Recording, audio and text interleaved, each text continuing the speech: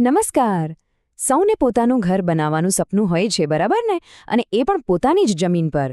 તો આજે આપણે એવી જ એક સરકારી યોજના વિશે વાત કરવાના છીએ જે આ સપનાને સાકાર કરવામાં મદદરૂપ થઈ શકે છે. એ યોજનાનું નામ છે પંડિત દીનદયાળ ઉપાધ્યાય આવાસ યોજના. તો ચાલો આપણે ઊંડાણમાં સમજીએ કે આ બધું કેવી રીતે કામ કરે છે. ઘણીવાર એવું બને કે પોતાનું ઘર બનાવવાનો વિચાર બહુ મોટો અને પહોંચની બહારનો લાગે, જાણે કોઈ સપનું જ હોય. અને સાચું કહીએ તો ઘણા પરિવારો માટે આ એક મોટો પડકાર પણ હોય પણ છે. પણ આ યોજના ખાસ એવા જ પરિવારોને ધ્યાનમાં રાખીને બનાવવામાં આવી છે જેમને આ સૌથી પાયાની જરૂરિયાત પૂરી કરવા માટે મદદની જરૂર હોય છે. તો આખી યોજનાને બરાબર સમજવા માટે આપણે એને 4 સીધા સાદા ભાગમાં જોઈશું. પહેલાં તો આ યોજનાનો હેતુ શું છે, પછી કોને આનો લાભ મળી શકે, ત્રીજું કયા કયા કાગળિયા જોઈશે, અને છેલ્લે અરજી કરવાની પ્રોસેસ શું છે. એકદમ સરળ. ચાલો તો શરૂઆત કરીએ પહેલા મુદ્દાથી. જો કોઈપણ યોજનાને સમજવી હોય ને તો એ જાણવું ખૂબ જરૂરી છે કે એ શા માટે બનાવવામાં આવી છે, એટલે કે એનો હેતુ શું છે. તો ચાલો સૌથી પહેલા એ જ સમજીએ. તો આખરે આ પંડિત દીનદયાળ ઉપાધ્યાય આવાસ યોજના છે શું? એકદમ સાદી ભાષામાં કહીએ તો ધારો કે કોઈ પરિવાર પાસે પોતાની જમીન તો છે પણ એના પર ઘર બાંધવા માટે પૈસા નથી. બસ આવા સંજોગોમાં સરકાર આ યોજના દ્વારા આર્થિક મદદ પૂરી પાડે છે. આનો મુખ્ય ધ્યેય એક જ છે, દરેક લાયક પરિવારને પોતાની પાક્કી છત મળી રહે.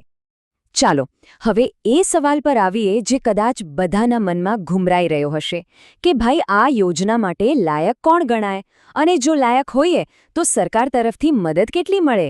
તો ચાલો હવે આ જ વિગતોને બરાબર જાણીએ. ઓકે, તો સૌથી પહેલી અને મુખ્ય શરત છે આવકની. આ આંકડો ખાસ ધ્યાન પર લેવા જેવો છે. 6 લાખ રૂપિયા.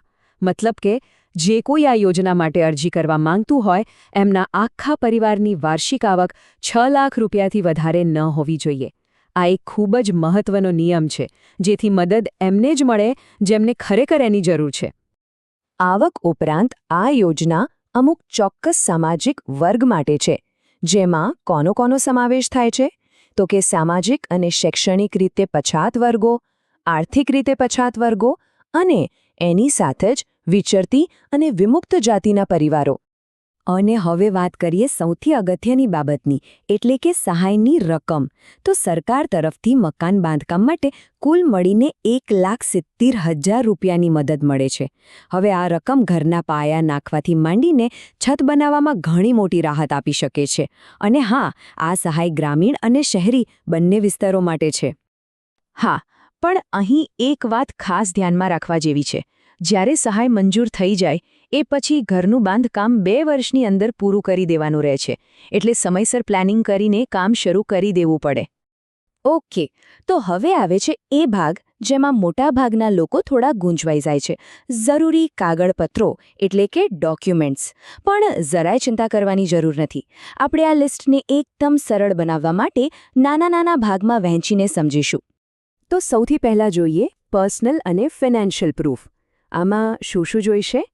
અરજી કરનારનો ફોટો, આવકનો દાખલો, રહેઠાણના પુરાવા તરીકે આધાર કાર્ડ કે ચૂંટણી કાર્ડ ચાલે, જો બીપીએલ કાર્ડ ધારક હોય તો એનું સર્ટિફિકેટ, અને બેંકની વિગતો માટે પાસબુકની કોપી અથવા એક કેન્સલ્ડ ચેક. હવે બીજા ભાગમાં આવે છે સ્ટેટસ અને જાતિના પ્રમાણપત્રો, એટલે કે જાતિ અથવા પેટા જાતિનો દાખલો. જો અરજી કરનાર ભણેલા હોય તો લિવિંગ સર્ટિફિકેટ, અને જો કોઈ વિધવા બેન અરજી કરતા હોય તો એમના પતિના મરણનો દાખલો. અહીં એક વાત નોંધી લેજો કે જે લોકો આર્થિક રીતે પછાત વર્ગ એટલે કે ઈબીસીમાં અરજી કરે છે એમને જાતિનો દાખલો આપવાની જરૂર નથી. ત્રીજો સેટ છે જમીન અને મિલકતને લગતા પુરાવાઓનો. આ ખૂબ જ મહત્વનું છે. આમાં જમીનની માલિકી સાબિત કરતો કોઈપણ દસ્તાવેજ, જેમ કે વેચાણ દસ્તાવેજ કે સનદપત્રક. પછી જમીનનો ચારેય દિશાઓ બતાવતો એક નકશો, જેના પર ગામ કે શહેરના અધિકારીની સહી હોય. અને ધારો કે જમીન કોઈ બીજી યોજનામાંથી મળી હોય તો એનો ફાળવણી પત્ર પણ જોડવાનો રહેશે. અને લિસ્ટના છેલ્લા ભાગમાં છે સરકારી મંજૂરીઓ.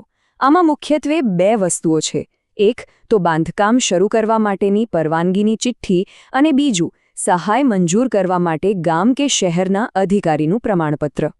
તો આપણે અત્યાર સુધીમાં યોજનાનો હેતુ શું છે, કોણ અરજી કરી શકે, કેટલી મદદ મળશે અને કયા ડોક્યુમેન્ટ્સ જોઈશે એ બધું જ વિગતે જોયું. હવે આ બધી માહિતીને જોડીને એક સરળ પ્રક્રિયામાં ગોઠવીએ. એટલે કે હવે આગળ શું કરવું? આખી પ્રોસેસને આપણે 4 સિમ્પલ સ્ટેપ્સમાં સમજી શકીએ. સ્ટેપ 1.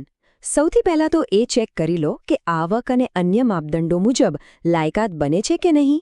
સ્ટેપ 2. આપણે જે લિસ્ટ જોઈ એ બધા જ ડોક્યુમેન્ટ્સ ભેગા કરી લો. સ્ટેપ 3. જે પણ સરકારી પ્રમાણપત્રો અને મંજૂરીઓ મેળવવાની છે એ કામ પૂરું કરો. અને સ્ટેપ 4. આ બધું તૈયાર થઈ જાય એટલે અરજી ભરીને સંબંધિત ઓફિસમાં જમા કરાવી દો. બસ આટલું જ. અંતમાં આ યોજનાનો મૂળ હેતુ શું છે એ સમજવું જરૂરી છે. આ યોજના માત્ર ઘરવિહોણા લોકોને એમની પોતાની જમીન પર રહેઠાણની મુશ્કેલીઓમાંથી બહાર કાઢવા માટે છે. આ ફક્ત આર્થિક સહાય નથી, આ તો પોતાની જમીન પર સન્માનભેર પોતાનું ઘર બનાવવાની એક તક છે, જે માત્ર ઈંટોનું મકાન નહીં પણ એક પરિવારના ભવિષ્યનો મજબૂત પાયો નાખે છે. તો બધી જ જરૂરી માહિતી હવે આપણી પાસે છે. હવે સવાલ એ છે કે શું આ માહિતી કોઈના માટે નવા ઘર તરફનું પહેલું પગલું બની શકે છે? શું આ યોજના કોઈ પરિવારના વર્ષો જૂના સપનાને હકીકતમાં બદલવાની શરૂઆત કરી શકે છે? વિચારવા જેવી વાત છે.